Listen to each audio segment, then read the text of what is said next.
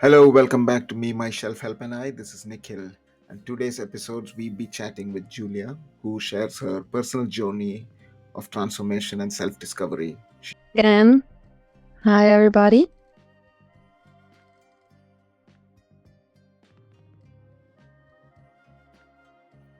Yes, I think now it's working.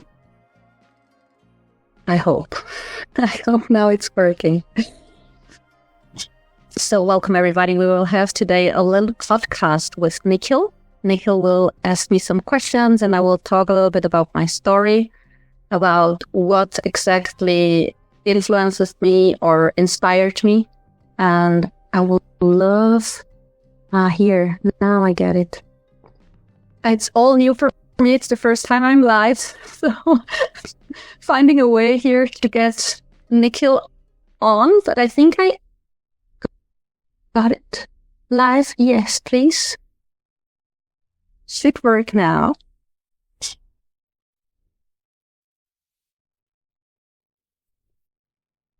Just a few minutes. Thanks for your patience, guys. Nikhil kann nicht. It says that Nikhil can't join. So, it would be nice if it worked. Finger crossed. Finger crossed. Totally. So I'm trying to let you in, Nikhil. Again, I'm getting Yeah. Oh, nice. So cool. Absolutely fantastic. Thank you for having me. Thank you. Thank you for your interest and for having this podcast with me. I'm really excited, and I'm happy about So, the year. how did you find your first live so far? How you mean, my first? First time you're doing live session, right? So, how are you feeling right now? I'm feeling interestingly calm, but I was anxious before when I was imagining to do it. So I was imagining so many times and visualizing that now doing it, I feel calm. It's a little bit weird, but I think it's because I visualized it so many times. And I just imagined that I will be calm and it will be awesome because the last call with you was really, really great. I felt understood, I felt seen, and the conversation was like flowing with us. And so I remembered that. And No, thank you. I think it's like what you say. It's like life. Like we play it in our heads, and what we play in our heads is usually much worse than what actually happens. So I am glad you made it. I am glad I can support you in this journey. I'm so honored to be with you and in your live session. I really appreciate this opportunity. Let's chat. So Julia, like, tell me a bit. Who are you? Who are you? If I were to ask you, who is Julia? who is Julia? Julia is just a name with this body. But I'm the spirit, the consciousness behind this body, behind this name. And the Julia has been through a lot of history, to a lot of drama, through a lot of pain. And it made me the woman that I'm today now here talking with you. But what I realized, the Julia is just a name, it's just the etiquette with all those layers, what I like, what I don't like. But now I feel being here, it's a gift. It's a gift that I want to share. And that's why I also took this chance with you to share a little bit about who I am, what was my story, what is my story till now. And yeah. Yeah, and I think we will get into the story a bit, but before we start, I always ask this: is like, if you were, I know you have many superpowers, but if you had one superpower, what would that be? I think it will be to turn off my mind chatter like this. Yeah. to be like in this observer, in this distant higher self all the time, that I can do like that.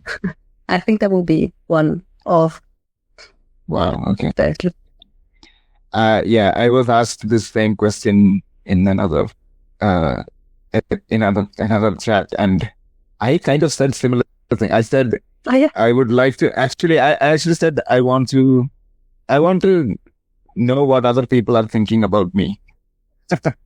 So not to stop my channel, but I want to know what some. Okay. Yeah, and like that is my superpower. So like whenever I meet people, I know exactly what they are telling me or talking about or thinking about me, and that's like superpower. Interesting. That's really interesting. It's a nice superpower, but I think maybe you will get upset more than you would like, or frustrated, or sometimes surprised also. Sometimes surprised in a positive way, that's for sure too. Yeah. And exactly. My superpower, I mean, I know and we all have the possibility to turn the chatter off in our minds, and go in this higher self or in this observative state. But it's a training. It's a training that you have to train 1,000 times in one day. And I think I would just like to do like that. And I think with training it, I will get this superpower. So better and better. It will be closer. And then you can teach it to everyone as well, right? Exactly. How to do that. Exactly. So like coming back to yourself, I know I know a little bit about your past, but like, what would you like to share from your past, which is kind of relevant in your journey right now? So like looking at you right now and looking at yourself right now, what are the key moments in your past which you think is relevant? So one key moment that I want to share is my first memory that I had when I experienced anxiety for the first time. And it was really interesting because it was the first memory that I remember. Maybe I had anxiety before. We never know, but it was the first time that I really recall. And it was in kindergarten. And I was going to the kindergarten every day with my sister. She was walking me to the school or to the kindergarten. And the thing is, I once arrived late in Switzerland. I grew up in Switzerland, and once I arrived late. And this is something really bad in Switzerland. Even if it's only 5 minutes, if you arrive late, like the teacher gets mad and all the classmates around you are looking at you weirdly. And it's a really bad thing. And because this one event, I was walking after that again every day with my sister to the kindergarten, and I was asking her, I think more than 1,000 times, are we running late? Are we running late? Are we running late? And this was not only annoying for her, I was living inner stress and an anxiety as a child. I mean, before even school began. And the funny part is, I couldn't even read the clock. I couldn't read the clock, but I knew when I arrived just 5 minutes late, there will be a lot of problems and that will be really not good. So I grew up with this pressure, with this stress inside of me. And it was like growing and growing and growing because it doesn't stop there. When you go to school, you have to get good grades. You have also arrive at time and not 2 minutes late. And all this pressure was immense for me at that moment. So also I grew up with parents, both of them are from Brazil, and living in Switzerland with foreign parents, I experienced a lot of racism, of bullying, which had led me to experience more anxiety and would make me feel like I wasn't good enough.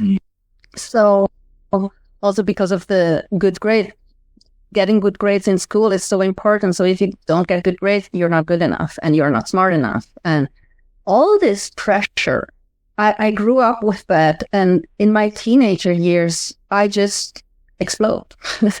I was against everything I was against the school system. I was against the society. I was against my parents, like typical teenager rebellion. But it was intense.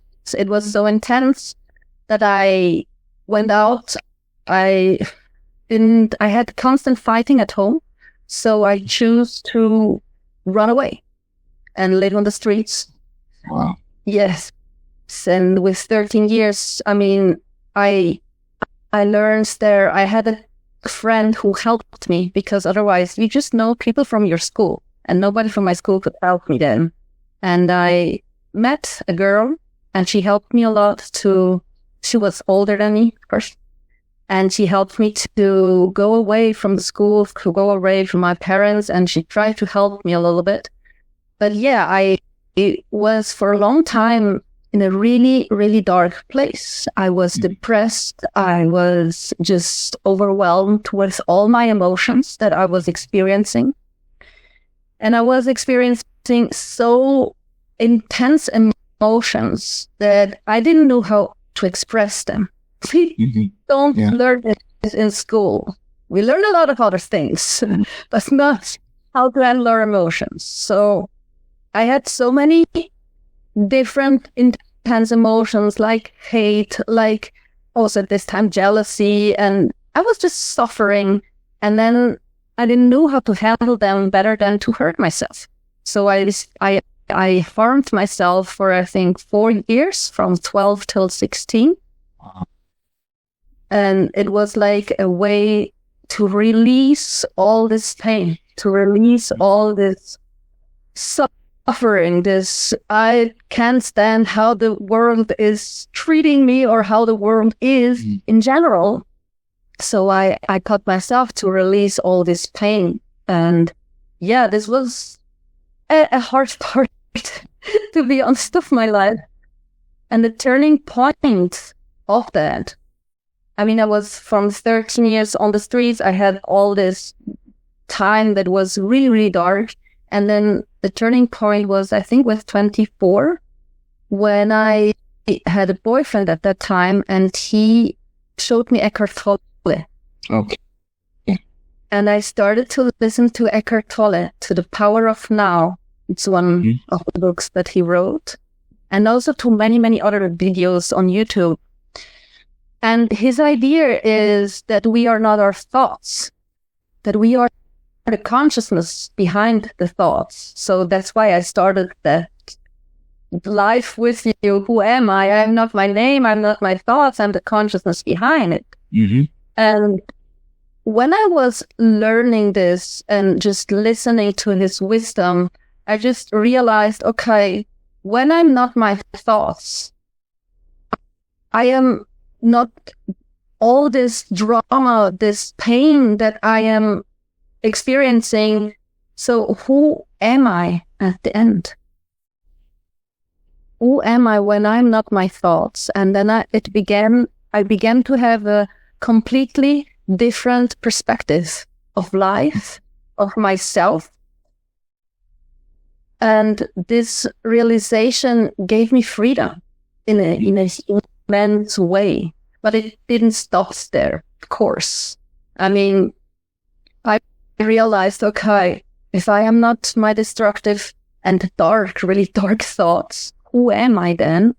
Can I see the world differently? Is that possible? Because I saw the world as something bad, as something dark, as something that you have to give, you have to work, you have to go to school, you have to show who you are and have then some standard of money, of whatever materialistic stuff that doesn't resonate with me since I was 13 years old. So he taught me, when I can see the world differently as not this bad place that I saw, so I choose to see it differently. I choose to see and search for peace, for inner peace. And the most difficult part was when you choose inner peace, he said, you have to let go of the drama. You have to let go of the stories that you were telling yourself And then I was like, no, I am my story. I am what I experienced. And what happens with me if I let go of all that? And this was a huge transformation and realization, and also this letting go. I had long time problems with letting go. I identified myself so much with my story and what happens to me, so I hold on to it so strongly. And at that moment where I learned from Eckhart Tolle, you have to let it go. If you want peace, you need to let go of your drama. It was so hard. It was so hard because I felt like, who am I then without my stories? Yeah. What will be in the end? Like, I'm just this consciousness, this energy without all the stories. But then I had also the problem that nobody will listen to me, because if I don't share my important stories, who cares then about who I really am? Because the drama creates interest. It is our world. I mean, look at our videos or films or movies or series. It's all about drama. Yeah. And Yeah.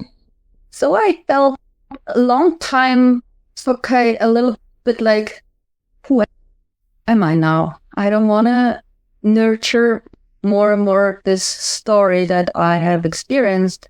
I want to become more and be more in peace with myself. And if I search the peace, I need to let go of Julia, of the ego or the construction that I built. Yeah. And over time also I learned, okay, if I let go of my old story, I can rewrite mine. And this was like I don't know where I learned that, and it was maybe in a training, and they teach us, rewrite your story, rewrite who you want to be, and also the past that you have experienced, write it in a different way. And this also shifted my whole perspective of the world, of myself. So I started to see the world as something beautiful. I started to have hope that there is a way in our humanity to live differently than this that they are teaching us in the school or afterwards. And it was a whole process. I'm still in it. I just cannot say that now, I'm always at peace, but I started to love life more. I started to especially love myself more, because I lived 15 years or more in hating myself. And I don't use that word. I use this word for here because it's important. But I took this word out of my vocabulary because it's so intense. And I know what happens with ourselves when you say hate. Maybe you have to see there is a wonderful documentary about the water, how when you say I love you to the water, the structure in the water changes, and it builds, and it gives like a perfect snowflake. It's there. I also saw the beauty of the world again, because I always wanted to know more about the universe, how it's built, how everything was created, and listening to those things about the fractals, about how the universe is built, about how the water, you can inform the water with only thinking about I love you, you change the structure of the water. And when you think on the water and you say, or you think, I hate you, the structure, the snowflakes is destructed, is totally, not beautiful. And because of that, I don't use that word anymore. But now it's really important to just state to just explain the state that I was in. So I was in a lot of self-hatred for a long time. Mm-hmm. And I just started to see the beauty in the world, in the universe, how everything is built. I start to see it in myself too. I start to reconnect with my own nature, with my nature that is not my thoughts, that I am the consciousness behind, that I can choose my stories, that I can also rewrite my past. And this shifted little pieces here.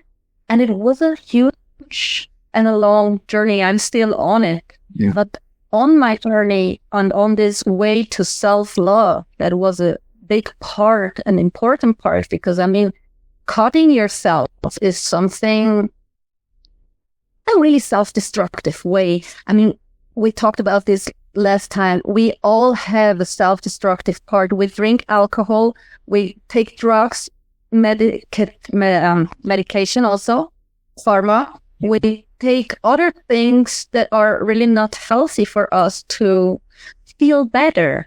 That's all what we are searching for. And in the end, we realize and we know what is self-destructive and what not. And I experienced that for 4 years directly. And after that, it didn't stop when I stopped to cut myself. And then I was loving myself only after that. I had a long way. I had a lot of abuse of drugs, medication also. And it took me long. But with 24 years, I think it was, I listened to Louise. Okay. And Louise Hay, she changed my life also in such a positive way from the depths of my heart. I'm so grateful for this woman because she teaches us how we can love or learn to love ourselves.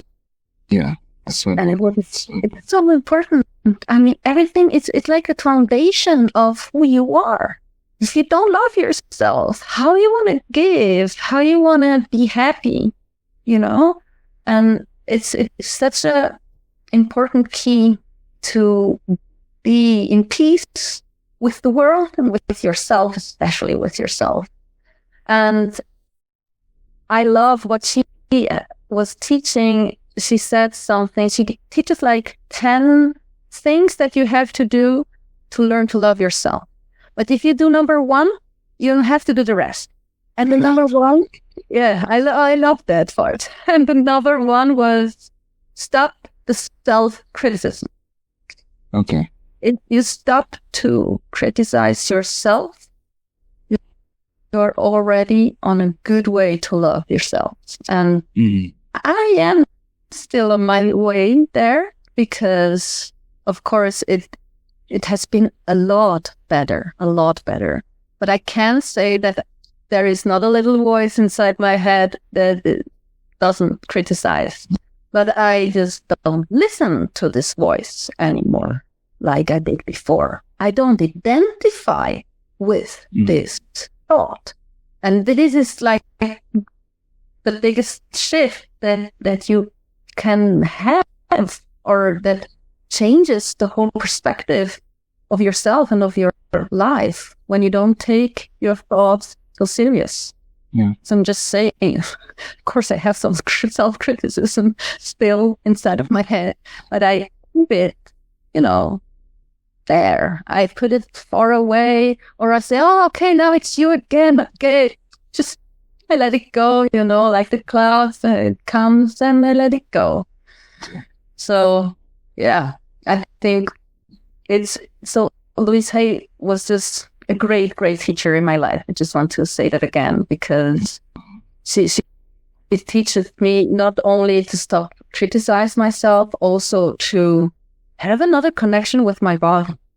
I didn't realize that my body was a vessel, that my body is this vessel brings me where I want to go. And maybe if our audience here don't believe in God, I didn't believe in God either for a long time. I mean, I was like living on the street, punk. I didn't believe in any God. But after all this transformation and all this, what I started to learn about Eckhart Tolle, about the universe, about everything, how it's built, how we are built, I started to see beauty. I started to see an intelligence behind, but this is just my point of view. I don't say that everybody has to believe on that. But on these thoughts, I realized, okay, there is a beauty, there is an intelligence behind it. And I think Louise Hay said, this body was a gift that you received. And then I was like, wow, how did I treat my gift? It's like I took my gift and I smash it on the floor, or, and I stand on it and I taste on everything. Yeah, everything. And when I get this realization, I was like, oh. And then I started to do this. This is like, I started to give myself a pet or just, and I felt my body. I know it's weird, but it's like something different. And here is my thought, and here is my body. And my body is saying to my thoughts, thank you. Thanks for taking care of me now, or for giving me attention. The attention that I was searching for so long, from myself. From myself. So I started to take more care of my body. I started to work out. I started to cook for myself, something that I never did before. And really being conscious, cooking to give myself the nutrition that my body needs. and also lighting up a candle, doing something loving, like somebody is doing it for me, but I am doing it for myself. And this was a whole part and such an important key, and to love myself, to accept myself, and to be kind to who I am. And also, it's not only the outside work, the cooking and the workout, it was also the mirror work. A lot of inside work, a lot of stopping to criticize yourself or let criticism go. Don't take it seriously. Don't take it personally. And then the mirror work was also something I think that shifted me, because if you look at the mirror in your eyes and you confront yourself with your soul, you're looking into your eyes, you're looking into your soul, and you're talking to yourself positively. Even, I was looking at myself, and in the beginning, I tried to say, I love you, but I didn't feel it. At the point, I didn't felt it. And then I continued to say it. I love you. I love you. And then my mind was like, no, I don't love you. Look at you. Who are you? You're nothing. And then I continued to say, no, I love you. And then I listened to my mind, how it gets angry. And I didn't care. I continued to say, no, I love you. I love you. And then it shifted so much. So this woman had taught me that with her knowledge, with her wisdom. And thanks to her, I have a much better connection to myself. Yeah. Wow. And I don't think also that I teach today to my clients, to all my clients that are experiencing also this lack of self-love, lack of self-worthiness. I mean, in our society that we all are living in this society, we all experience some kind of pressure. Yeah. I think. For me, it was a lot of pressure. I mean, Switzerland, okay, it's like always stress, and it is. But I think also in every work, in every part of the world, some pressure we experience, maybe in our Western society a little bit more. But I think, it's so important to address this pressure, because this pressure leads to, I am not good enough. I am not worthy to receive love if I didn't get good grades, if I didn't get a job, if I didn't have this money that everybody is craving for, or if I don't have that, I am not good enough, and not, and all this way to go to this self, not only self-hatred, it's then the other extreme side. I went there, but only this feeling of unworthiness is something I see in my clients. I see so many people. And that's why I think it's important to teach the people to love themselves, to learn, okay, how you can learn love yourself, how you can learn to give yourself the worth that you deserve deeply. Yeah. So true. So true. Like you talked a lot. I mean, there were so many things that started with the past. You went with your trauma and how it has affected you and how it shaped you as a young kid, your influences, especially talking about self-harm is very important. And I think, thank you for sharing that, because I think it's very important for people to hear that story, that side, because often it's in our shadow, or like we keep it in our shadows a lot. Mm-hmm. So I hope this encourages people to have that conversation with their loved ones, or like people who they care about, or people who generally speak about this more openly, so that we are aware of these issues. Especially, you said you were a teenager when you're going through. So a lot of teenagers now may also be in the same place. So I hope this reaches to them. Like there is what you're going through is valid, and there is a way for us to process all this. There is people trying to support, people trying to help, people trying to heal. And yeah, we all come with our own ego and ideas, as we say, and we start to think that our idea is the right idea, and we start to fall into that trap. And then we start to advocate what we think is best, and then we go into ways in which we actually hurt people. So I think what I see in most is people trying to not have a conversation, but actually enforce ideas. Like, this is the way it should be. Go do this. So in your experience as an intuitive healer, because this is new to me as well, I'm also learning a lot about this. I am what you call probably a textbook. Like I like science, and I'm like more inclined to like knowing the universe from a scientific point of view. And we can have the debate between science and like religion and spirituality and all that. But my point is, like, as somebody who is, say, not as well versed in intuitive healing, can you explain like what that means and how that helps? The intuitive healing, yeah, of course. I am and was also a lot of I lived in my mind for many years. So this intuitive healing 10 or 7 years ago was for me like, what is that?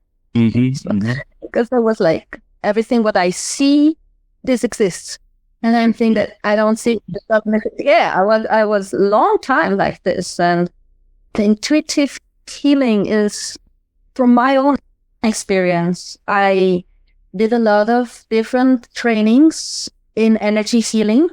And with those trainings, I did it to heal myself, of course, first. And through this training, I learned about my intuition. I learned about, okay, to feel things and to stop believe that only what I see that exists. I had some epiphanies in my life that I realized this was a limiting belief that I gained from my parents or from my father. It's like only what you see that is there, and all the rest isn't. And I had to let go also of that, and it was so hard. But letting go of this identification, I opened myself up for a huge new perspective. And this new perspective was also, what am I feeling in my body? What am I feeling when I see a person, when I walk through a street with hundreds of people? And I just realized that the work I started to do, I became independent in 2020, I started my energy healing massage. And doing the massage, I mean, I wasn't working only on the body level.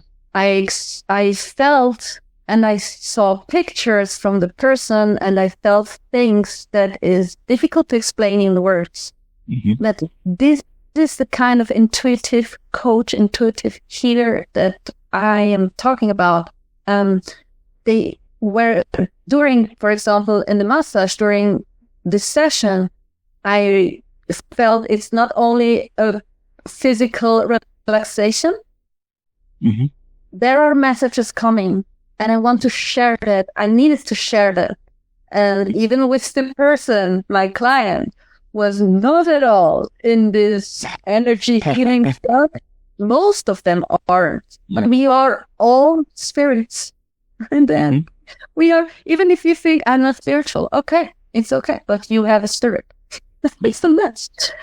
I mean, and that's the reason, even if they are not in this energy healing or in this intuitive healing thing, and they, when I say what I saw, they are like, oh, it resonates. It resonates because I'm talking with the spirit. I'm talking with some parts that is deeper than just what is here or in the outside.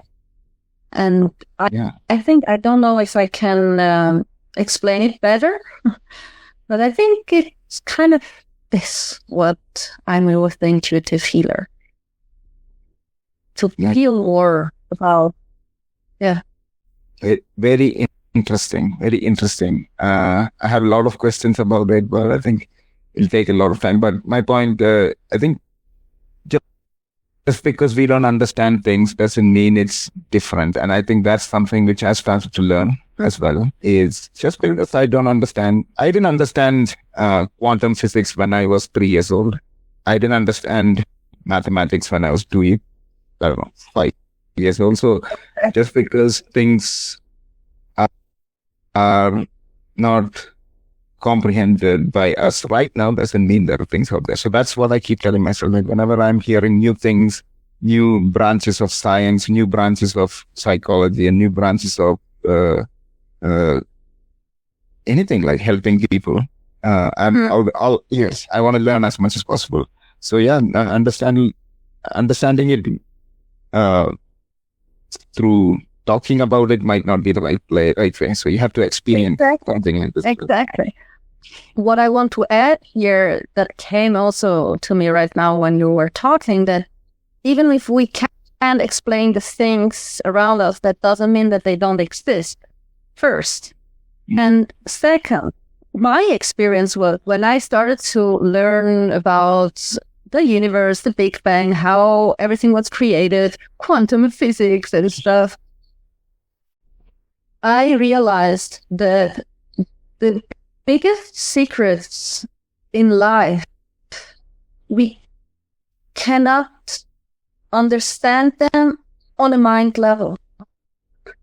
And it took me long because I want to get everything with my mind. I want to understand, why is this like that? Why is this like that?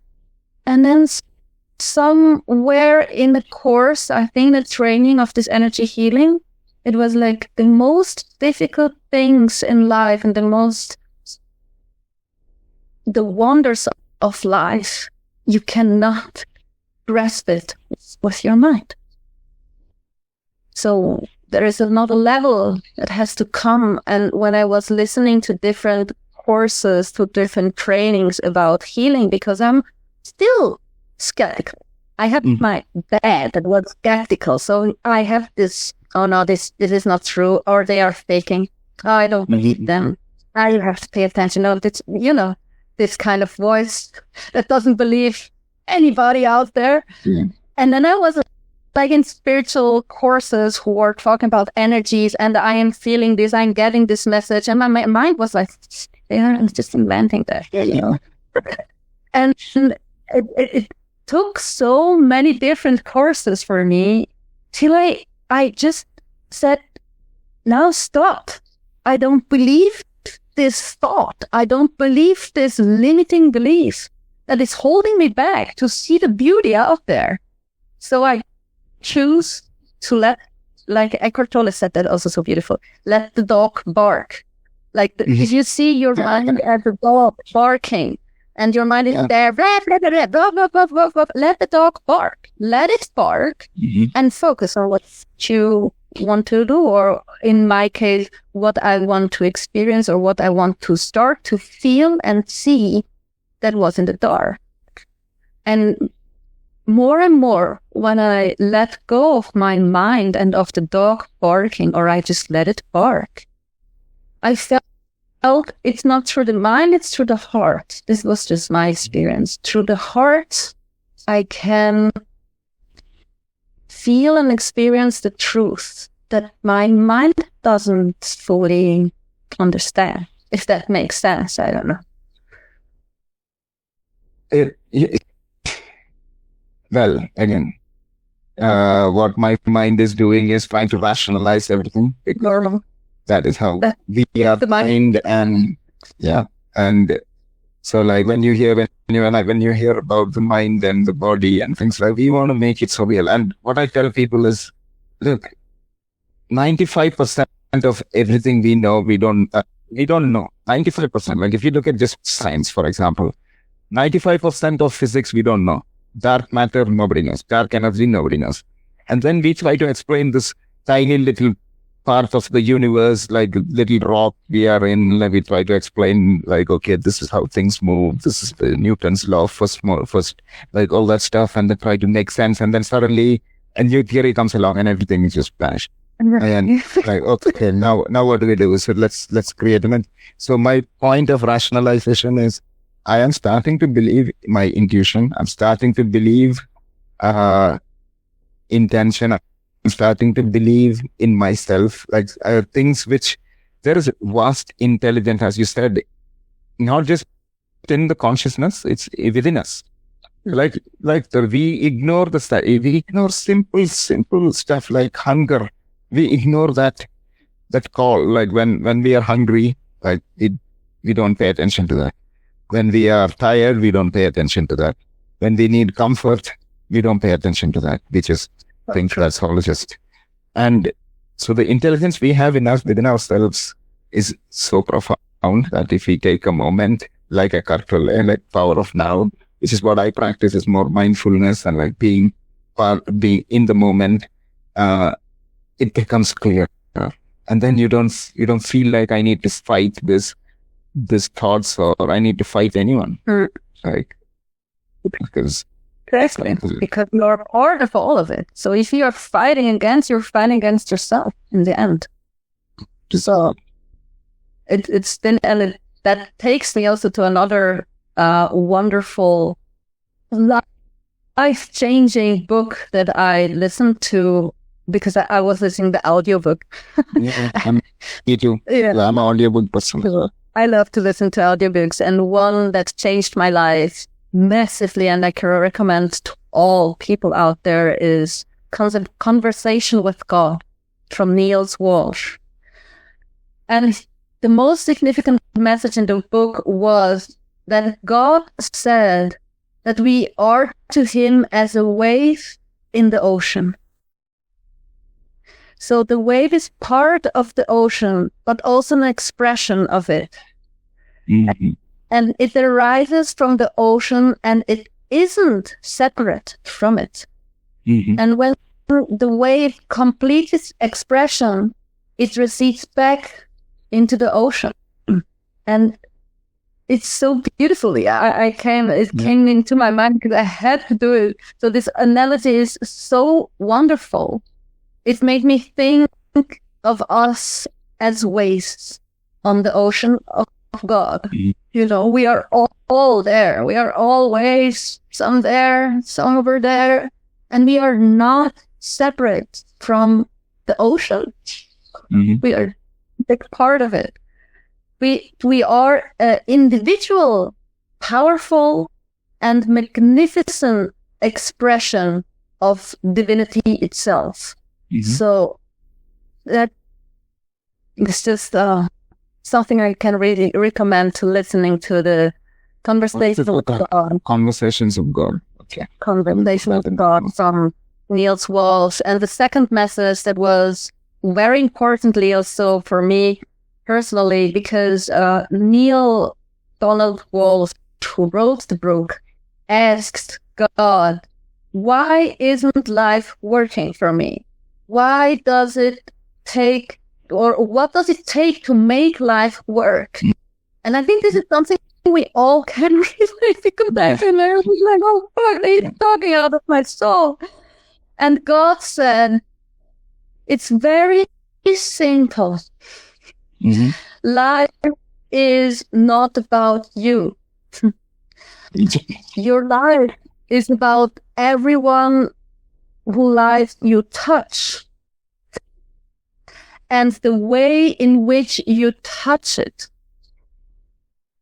So, yes. So if you start to take the focus away from me, my life, and put it out. How Wayne Dyer is also somebody that inspires me a lot. And he's always saying, how can I serve you? How can I serve the people out there? If you change the focus, oh, I want to get that, or I want to get whatever, in how can I serve? How can I be of service for others? Mm-hmm. It changed the whole perspective. Yeah. And also, what is a shift? Yeah, it's a huge shift. And also Eckhart Tolle,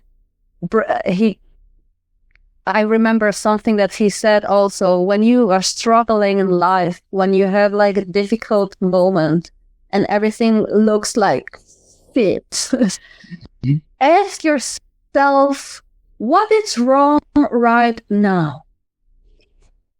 I mean, what is wrong? Is your body hurting? Are you hungry, or you don't have any food? Or is it raining and you don't have a roof over your head? What is really wrong right now? Ask yourself this. Mm-hmm. And so many times, I can say for me personally, when I learned that from Eckhart Tolle, because it's something that you learn it, you read it, and then another thing is to practice it. Because how many times I know something in my mind, but I mean, really living this is a totally different story. So, yes. And so many times I struggled and I forgot about this, what Eckhart Tolle was saying. But with time and with training, I remembered this phrase, okay, ask yourself what is really wrong. When I was like really feeling bad and everything is like, I was asking myself, what is wrong? And then I looked at myself like, I am good. To be honest, I am good. It's just all what my mind is creating that makes it so bad. But in general, like seeing all of it, I'm doing good. So this was also, and I think it's a good reminder when you feel bad, when you feel like shit, when you feel like everything is going not your way, ask yourself, what is really wrong? Are you not feeling it? That changes. I mean, that shifts everything. In my way. And it might be the fact that actually you might need something, it might be a physical ailment. It might be something you need to pay attention to. It might be something like hunger, or like you need to take care of it. And so that is a good question to ask, to just come back and ground yourself in this moment, right? So this is fascinating. We can carry on talking about this. But my question is, what do you think about your future? So like we covered our past, right, kind of. But do you think future, what does future look like? Or any of those thoughts? Or any other thoughts in the sense, what does future hold for you? My visions, my future visions. Yeah, I have a lot of them. And Yeah, I have my future like really clear, and my future for me that I see is to share more what I'm doing now and to grow bigger. I have my personal goals also with finding my house at the right place close to the ocean, because I started to surf and I love just being close to the ocean. It's also a part of my healing process. And I found my passion was surfing, so I included 120% in my life. So my future is having this house by the ocean and also to create a retreat. I see myself in a retreat center giving not only massage, energy healing, but also coaching. Also, I mean, yoga is also part of my life that I like to share. And yeah, I see myself in a place where I can share this wisdom, and also not only the wisdom, also the passion like yoga, the passion like being in the ocean and surfing with other people who are searching for themselves or are also resonating with this kind of sports, and all the work of mindfulness. I mean, breathing, the breath work is an important part of it. So in this retreat, I see myself offering all these modalities that helped me and that I want to share with others. And also another part for my future, if you want to know, because I have it really in detail, is that the part of my house that will be the garden outside with all the plants and all the fruits and vegetables that I grew and that are, biological. And then I share the fruits and the whole food with the clients that are there, to live a holistic and conscious life with what we eat, what we see, what we do, bringing this all together. This is my future vision. That's so powerful. And I think I would even recommend people to do this exercise. Like what you just explained is kind of very vivid, exactly what it is. As you said, the mind is a tricky thing. We can confuse our minds. Mind doesn't really know what reality and what imagination is. And this is fact. Right. So we can create that image so vividly that mind has no choice but to find it and we make it happen. And this is called, we can talk about manifesting and things like that also, but that is how things are. So I would recommend, I have done it. I'm also creating that kind of vision for myself. I would recommend everyone to take time and get this real clarity in that vision, and then put together. First thing is you're going to have to fight your limiting beliefs, because when you put something together, your first thing is going to be that is not me. I don't deserve this. Or that's not going to happen. That will not work. That's something that I had a long time and still have sometimes. It will not work, but I don't care. Just continue doing it. It's the practice. It's the practice. Yeah, and on the so we talked about a lot of interesting stuff, and I just want a lighter note. What do you do for hobbies? Do you have hobbies? Do you have things which you do? I've seen some where you are flame throwing or you do. Yeah, with the fire stuff. Yeah, I like to do. Yeah, I like to do. I don't even know how it's called, but dancing with the fire and with the stuff. It's something I really like to dance. I love to sing, because doing all this healing process and this getting to know myself and letting go of all these emotions or having a way to express them in a healthy way had led me to dancing, had led me to singing, had led me to take the fire, because I like a passion of mine and my hobby also is to connect with the elements. It's something I also want to share, that the ocean is one big part. Yeah. The fire is also a part. I do it not that often. I mean, all 2 weeks with the fire, but without, I play a lot. I play a lot without, but the fire is also just a beautiful element to connect with. And I'm, of course, I'm with both really respectful, because both can hurt you. Yeah. But I like to be close to the fire and have this dance.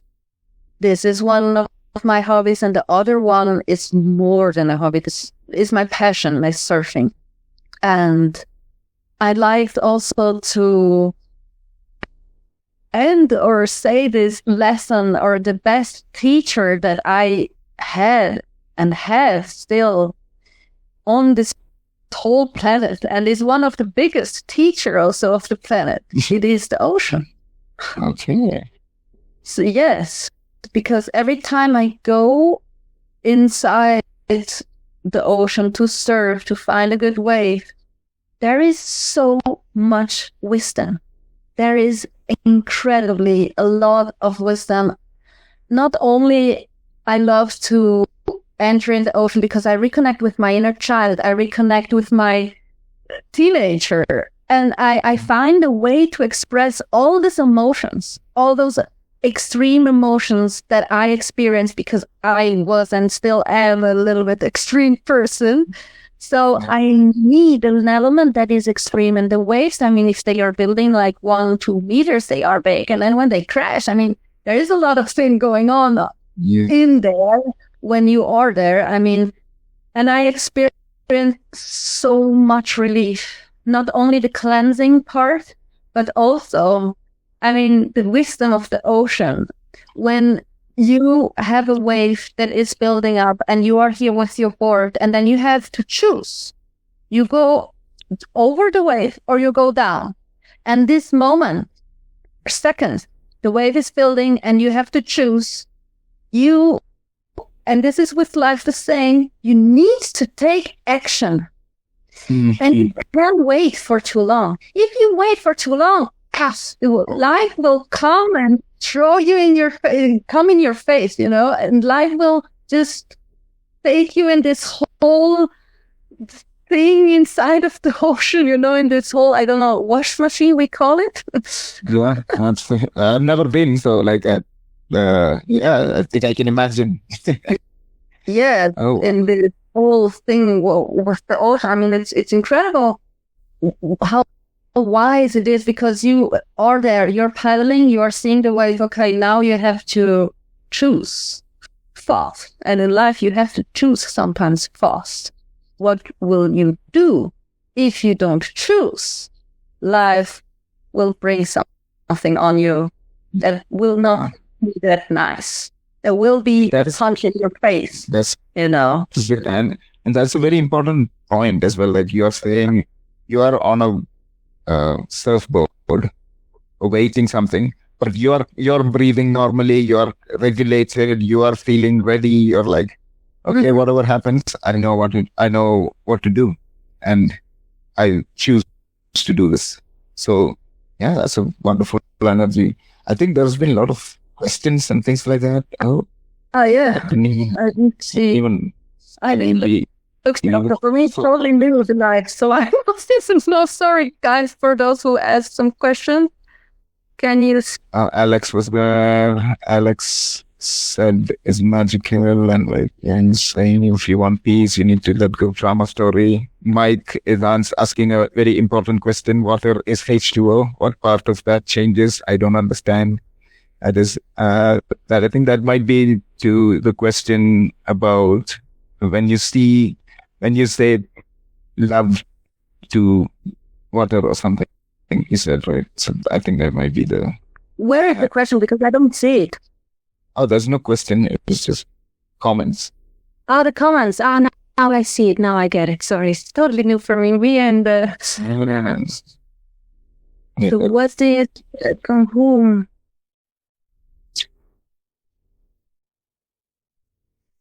So Everything you're discussing resonates. Yeah, I think love deeper vibrations, love the honesty and vulnerability. This is wonderful. wonderful. Yeah, so oops, skincare junkie, a skincare junkie who wrote, everything you are discussing resonates deeply. That's so wonderful. I'm so happy to see that and to read that. And yeah, just finishing with the Howdy from Texas side. So finishing up with this ocean and with the power and the wisdom of the ocean. I think there is so much that I learn when I'm surfing. And I mean, like I said, it's a cleanse for your soul. It's a connection, a reconnection with your inner child, because people who are in the ocean, they're just playing. They are just having fun. And this is something so playful. And I, for myself, realized something happened in my life. Maybe when I was in the street, or living in the streets, I don't know. I became so serious. Even my faith, I become like, the grumpy. And the surfing, I found this playfulness, this being like light and not serious. This was also a reason in my Instagram, to be honest, that I added the memes. Because Yeah, it's funny. Life is funny. I have to build content and, techniques and help people and teach this. And it's good, but it was too serious. And then I realized I need to make it a little bit, light. So I brought this memes, and I'm laughing at my own memes. I'm sorry. Sometimes it makes me laugh too, because it brings me joy. It's just some funny, silly stuff. And I think in the ocean, we get this childlike being just going with the wave. And the word I was searching before was the swirl. When you go in the wave in the yard, swirl. And even then, I was in the ocean and there were 2-meter waves and I was afraid. And I love that too, because you get in contact and you confront yourself with your fears a lot. Yeah. And because you are sometimes in the ocean and they are big waves of 2 meters and I was like, what I'm doing? And the fear is wonderful if you use it. If you use it wisely. Because if the fear goes to panic, you will die, or you can die in the possibility. It will not end good when you panic. But if you take the fear and you use it wisely and you ask yourself, what am I afraid of? Okay, the ocean is big. It is big. Okay, should I go out or do I want to go in and try? Then you choose, and then you have to choose again. Fast, because then the wave is building and you have to think here, I don't know if I want to stay or not. Okay, I will go under. And then you are already in this huge ocean with the 2-meter waves. You have to find a way. You have to handle it, And I love it, even if I'm taking a nice wave and it's a bigger one. And then I go in this swirl when I fall. And you go sometimes so long in this swirl and you go to the depths of the ocean and you don't know where is up or where is down, you're just like, what the hell is going on? And then so you have to keep your breath on, you can't breathe, so you find a way to swim up and then you take a breath and finally you're like, whoa, I'm outside, what is happening? And then yeah, it's true, and then comes another wave and takes you down, and it's life. Sometimes comes something and it will take you down to the ground and you think you cannot go farther. But then something brings you up and you started to breathe. Okay. And me and those moments when I'm in the ocean, I'm like, nice, I want again. We should go and treat life struggles the same way. So, okay, I get on my face. Okay, let us learn, not do it again like the same mistake, but okay, it was nice, it was hard, but you learn, you became strong, you become stronger out of it, you became wiser. So even in the hardest and not so pleasant moments when I'm just without air a long time in this world. When I come up, I'm like, okay, cool. Let's take another wave to the surf. And I loved it. I loved it. I mean, it's so impressive. And also when I'm on the board, and you're paddling out, and then a wave comes and takes you off from the board. It's like life. Something happens and it takes you off the road. You have to just get back. The first thing I do is, where is my board? Get on the board and continue to paddle.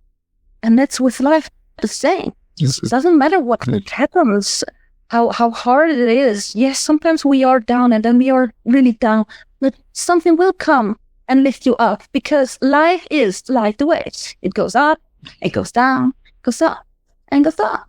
And this was the difficulty I had when I was a teenager. I was sick of this. I'm feeling good. I'm feeling shit. I'm feeling good. I'm feeling bad. And there was the point in my life I asked myself, I am tired to be the victim of my emotions. Mm-hmm. So I think life is all about to learn how to master your emotions. And there is a beautiful saying, you can't stop the waves, but you can learn how to surf. That's it. This is Totally resonating with me. yeah, that is so true. Totally. So life is all about to learn how to surf the waves, even the waves of depression, even the waves of motivation, everything. You need to learn how to ride it. And yeah, I think there will always be something that knocks us down, but life is about getting back on the board and continue the life and the path. I think I think we can end there. It's been 1 hour, I think. You need a break. I need a break. We all need a break. I think people listening might need a break. Perfectly. Yeah, but it's fascinating. I think we can chat about this like forever. Thank you for sharing your thoughts and learnings, insights, and all sorts of stuff. And like, there's so many takeaways. I think hopefully people have taken away a lot of things. And even if it doesn't resonate, it's fine. It's okay. That's okay. We are here. That's okay. And for me, I think I'll chat with you later about things and stuff like that. So it's been wonderful. Thanks. To be part of this. Thank you. And Thanks also to you, Nikhil, for inviting me, for having this chat, for listening to my journey. And I hope it inspires a lot of people and help them also a little bit in the pause and in the moment of lives that they are experiencing right now. Exactly. Appreciate it. So much Thanks, everyone. for all of you who are watching, and for you, Nikhil, also as well. And I wish you a wonderful day, and thanks again so much for your time. Thank you. Bye. Yeah. You too.